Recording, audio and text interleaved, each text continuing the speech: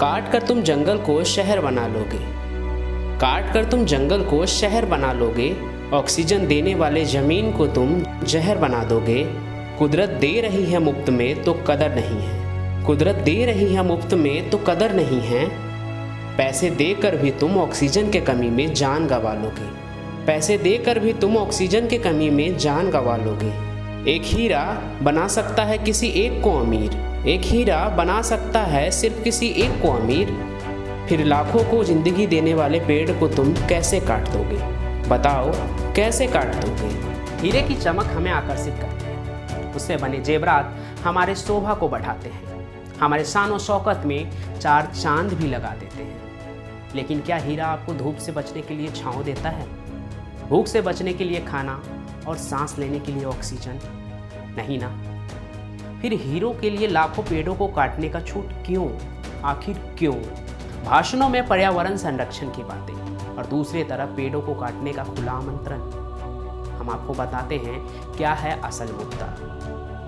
पन्ना range के Chhatarpur district स्थित बक्सवाहा के जंगल में जमीन तले हजारों करोड़ के हीरे होने का अनुमान है, जिसके बाद सरकार ने टेंडर निकाला और 50 साल के लिए बोली लग गया सगोड़िया गांव की 382 हेक्टेयर जमीन का, जिस क्षेत्र में 2 लाख से भी ज़्यादा पेड़ हैं, और वो भी ऐसे ऐसे दुर्लभ पेड़ जो सिर्फ पन्ना रेंज में ही पाया जाता है।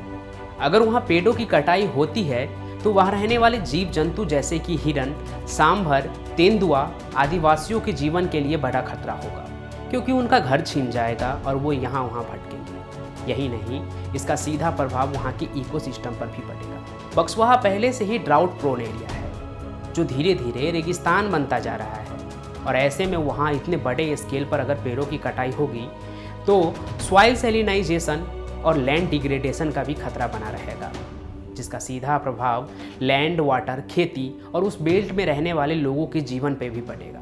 और इन सभी चीज़ों के बाद वहाँ होने वाले माइनिंग और माइनिंग से जुड़ी अन्य एक्टिविटी के कारण कितना कार्बन फुटप्रिंट जनरेट होगा और उससे जलवायु में कितना बदलाव आएगा, इसका आप अंदाज़ा भी नहीं लगा सकते। ग्लोबल वार्मिंग बढ़ता ही जा रहा है, लेकिन लोग रुकने का नाम नहीं ले रहे हैं। चाहे कुछ भी हो, लेकिन हम अपने स्तर पर हर संभव प्रयास करेंगे और इस कटाई को नहीं होने देंगे। और पेड़ काटने के बारे में कैसे सोच सकता है कोई, सिर्फ पैसे कमा के और भी ज़्यादा अमीर बनने के लिए? जबकि अभी हमने हाल में ही देखा कि कैसे लोग ऑक्सीजन के कमी के कारण सड़कों पे अपना दम तोड़ रहे थे। क्या अमीर क्या गरीब, जब प्रकृति अपने पे आती है तो सबको निगल जाती है बिना उसकी हैसियत देखे। ऑक्सीजन सिलेंडर के लिए सभी दर बदर भटक रहे थे। आम इंसान क्या, कई डॉक्टरों ने भी ऑक्सीजन के कमी के कारण अपना दम तोड़ दिया।